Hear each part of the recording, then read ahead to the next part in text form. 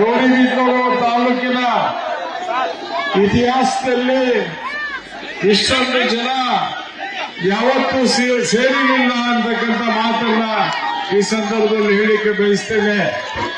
ತಾವೆಲ್ಲ ಅಪಾರ ಸಂಖ್ಯೆಯಲ್ಲಿ ಈ ಸಂದರ್ಭದಲ್ಲಿ ಇಲ್ಲಿ ಸೇರಿರುವುದಕ್ಕೆ ಕಾಂಗ್ರೆಸ್ ಪಕ್ಷದ ಪರವಾಗಿ ಮತ್ತು ಕೆಎಸ್ಪಿ ಬಣದ ಪರವಾಗಿ ತಮಗೆ ಉತ್ಪೂರ್ವವಾದ ಸ್ವಾಗತವನ್ನ ಬಯಸ್ತೇವೆ. ಈ ತಿಂಗಳು 26ನೇ ತಾರೀಕು ನಡೆಯುವಂತಹ ಪಾರ್ಲಿಮೆಂಟ್ ಚುನಾವಣೆಯಲ್ಲಿ ಕಾಂಗ್ರೆಸ್ ಪಕ್ಷದ ಅಭ್ಯರ್ಥಿಯಾಗಿ ಸನ್ಮಾನ್ಯ ರಕ್ಷಾರಾಮಯ್ಯನವರು ಸ್ಪರ್ಧೆ ಮಾಡಿದ್ದಾರೆ. ಅವರ ಗುರುತು ಹಸ್ತಕ್ಕೆ ತಾವೆಲ್ಲ ಕೂಡ ಸಮಸ್ತ ನಾಗರಿಕ ಬಂಧುಗಳೆಲ್ಲರೂ ಕೂಡ ಮತಗಳನ್ನು ಹಾಕಿಸಿ ಅವರನ್ನ ಜಯಗಳಿಸಿ ಪಾರ್ಲಿಮೆಂಟ್ಗೆ ಕಳಿಸಬೇಕು ಅಂತ ಹೇಳಿ ನಾನು ಕಳಕಳಿಯಿಂದ ಪ್ರಾರ್ಥನೆ ಮಾಡ್ತಾ ಇದ್ದೇನೆ. ಮಾನ್ಯ ಮತದಾರ ಬಂಧುಗಳೇ, ಈ ಚುನಾವಣೆ ಅತ್ಯಂತ ಮಹತ್ವವಾದಂತಹ ಚುನಾವಣೆ. ದೇಶದ ದಿಕ್ಕನ್ನ ಬದಲಿಸ್ತಾ ಇರ್ತಕ್ಕಂಥ ಒಂದು ಚುನಾವಣೆ. ಈ ದೇಶದಲ್ಲಿ ದೇಶವನ್ನು ಕಟ್ಟಿದಂತ ಸುಮಾರು 140 ವರ್ಷಗಳ ಇತಿಹಾಸ ಇರತಕ್ಕಂಥ ಕಾಂಗ್ರೆಸ್ ಪಾರ್ಟಿ ಈ ದೇಶದ ಅಭಿವೃದ್ಧಿಗೆ ಸಾಕಷ್ಟು ಮಾಡಿದೆ.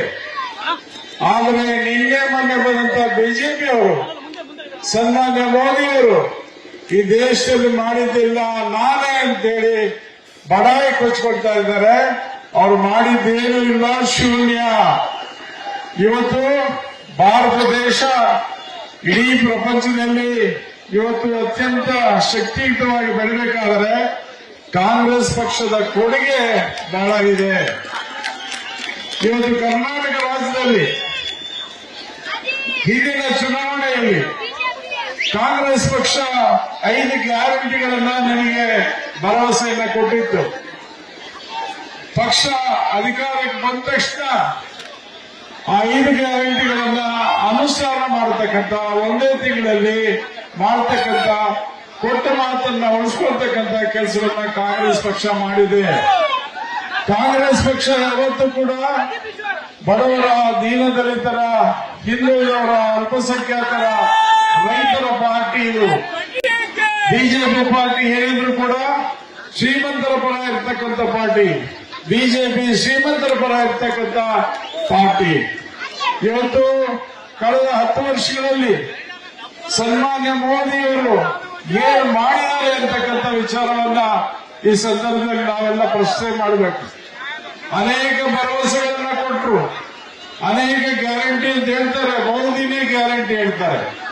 ಅವರೊಂದು ಕಾಲಕ್ಕೆ ಹೇಳಿದ್ರು 15 ಲಕ್ಷವನ್ನ ಅಕೌಂಟ್ಗೆ ಹಾಕ್ತೀನಿ ಅಂತ ಹೇಳಿದ್ರು. 15 ರೂಪಾಯಿ ಕೂಡ ಯಾವ ಅಕೌಂಟ್ಗೂ ಕೂಡ ಹಾಕಿಲ್ಲ. ರೈತರಿಗೆ ವಿಶೇಷವಾದಂತಹ ಸವಲತ್ತನ್ನ ಕಲ್ಪಿಸ್ತೀನಿ, ಅವರ ಆದಾಯವನ್ನ 2 ಪಟ್ಟು ಮಾಡ್ತೀನಿ ಅಂತೆಲ್ಲ ಹೇಳಿದ್ರು. ಆದರೆ ಅದು ಮಾಡಲಿಲ್ಲ.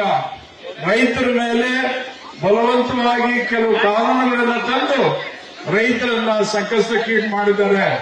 ಇವತ್ತು ಮಾರುಕಟ್ಟೆ ವ್ಯವಸ್ಥೆ ಕೆಟ್ಟೋಗಿದೆ. ರೈತರಿಗೆ ಸರಿಯಾದಂತ ಬೆಲೆ ಸಿಗ್ತಾ ಇಲ್ಲ, ನಷ್ಟಕ್ಕೊಳಗಾಗಿದ್ದಾರೆ. ಹಾಗಾಗಿ ಕಾಂಗ್ರೆಸ್ ಇವತ್ತು 5 ಗ್ಯಾರಂಟಿಗಳನ್ನ ಕೇಂದ್ರ ಸರ್ಕಾರದಲ್ಲಿ ಮತ್ತೆ ಕಾಂಗ್ರೆಸ್ ಅಧಿಕಾರಕ್ಕೆ ಬಂದ್ರೆ 5 ಗ್ಯಾರಂಟಿಗಳನ್ನ ಕೊಡ್ತೀವಿ ಅಂತಕ್ಕಂಥ ಮಾತನ್ನ ಕಾಂಗ್ರೆಸ್ ಪಾರ್ಟಿ ಪ್ರಣಾಳಿಕೆಯಲ್ಲಿ ಹೇಳಿದೆ. ಹಾಗಾಗಿ ಆ ಪ್ರಣಾಳಿಕೆಯಲ್ಲಿ ಮುಖ್ಯವಾಗಿ ಹೆಣ್ಣು ಮಕ್ಕಳಿಗೆ ಮಹಾಲಕ್ಷ್ಮಿ ಅಂತಕ್ಕಂಥ ಯೋಜನೆಯಲ್ಲಿ ಪ್ರತಿ ವರ್ಷ 1 ಲಕ್ಷ ರೂಪಾಯಿಗಳನ್ನ ಅಕೌಂಟ್ಗೆ ಹೋಗ್ತಕ್ಕಂಥ ಒಂದು ಖಾತ್ರಿಯನ್ನ ಭರವಸೆ ಕೊಟ್ಟಿದೆ.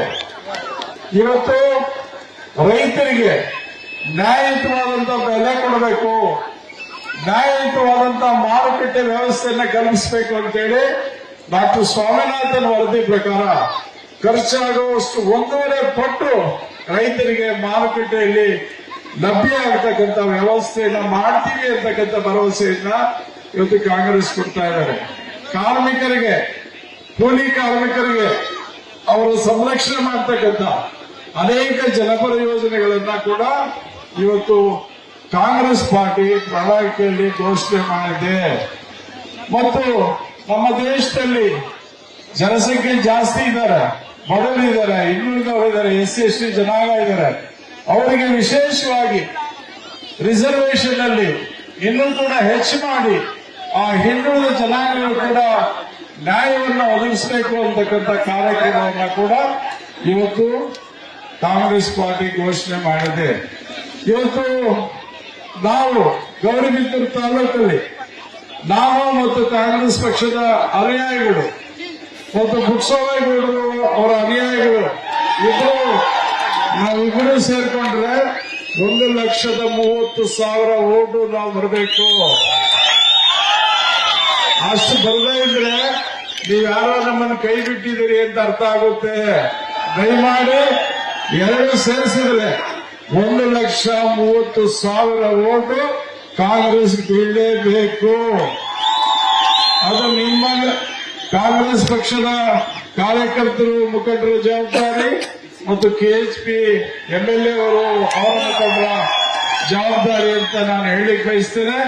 ನನಗೆ ವಿಶ್ವಾಸ ಇದೆ ಈ ಗೌರಿಬಿದೂರು ತಾಲೂಕಲ್ಲಿ 2,40,000 ಮತ ಇರ್ತಕ್ಕಂಥದ್ದು. ಅದರಲ್ಲಿ 1,70,000 ಅಥವಾ 60,000 ಪೋಲಿಂಗ್ ಆಗ್ಬೋದು.